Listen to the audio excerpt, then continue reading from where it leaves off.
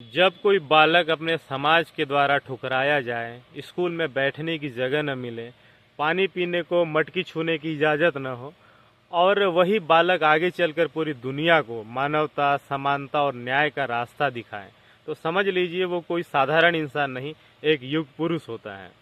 और वह युग पुरुष थे भारत रत्न डॉक्टर भीमराव अंबेडकर। आज उनका प्रभाव सिर्फ भारत तक ही सीमित नहीं है।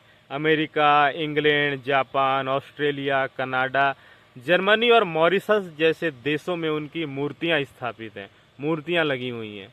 कोलंबिया यूनिवर्सिटी की लाइब्रेरी आज भी उनके नाम से गौरवान्वित है। उन्होंने न केवल भारत का संविधान लिखा बल्कि करोड़ों लोगों को आत्मसम्मान और पहचान दिलवाया।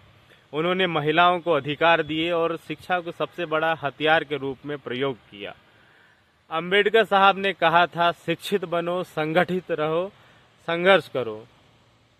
यह सिर्फ उनका नारा नहीं था, यह एक सामाजिक क्रांति की चिंगारी थी जो आज भी हमारे दिलों में जल रही है।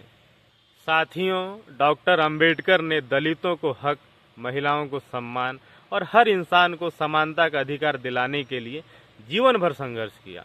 उन्होंने कहा था, मैं ऐसे धर्म को मानता हूं जो स्वतंत्रता, समानता और भाईचारा सिखाए। उन्होंने हिंदू कोड बिल ला करके महिलाओं को तलाक, पुनर्विवाह और संपत्ति में अधिकार दिलाना चाहा, जो उस समय का सबसे बड़ा क्रांतिकारी कदम माना जाता है। लेकिन आज जब हम उनकी जयंती मना रहे हैं तो हमें खुद से ये सवाल पूछना चाहिए, क्या हमने बाबा साहब का सपना पूरा किया? क्या आज हर बच्चा स्कूल जा पा रहा है? क्या हमारी बहनें, बेटियां सुरक्षित हैं? क्या हर वर्ग को बराबरी मिल रहा है? अगर आपका जवाब नहीं है तो हमें फिर से बाबा साहब के रास्ते पर चलना होगा। हमें शिक्षा को आंदोलन बनाना होगा, हमें भेदभाव को जड़ से मिटाना होगा, हमें न्याय, समानता और बंधुता को घर घर तक पहुंचाना होगा। आज हम संकल्प लें कि हम केवल बाबा साहब की जयंती ही नहीं मनाएंगे बल्कि उनके विचारों को अपने जीवन का हिस्सा भी बनाएंगे।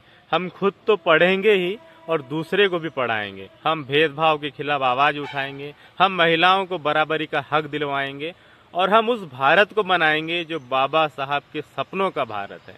जय भीम, जय संविधान, जय भारत।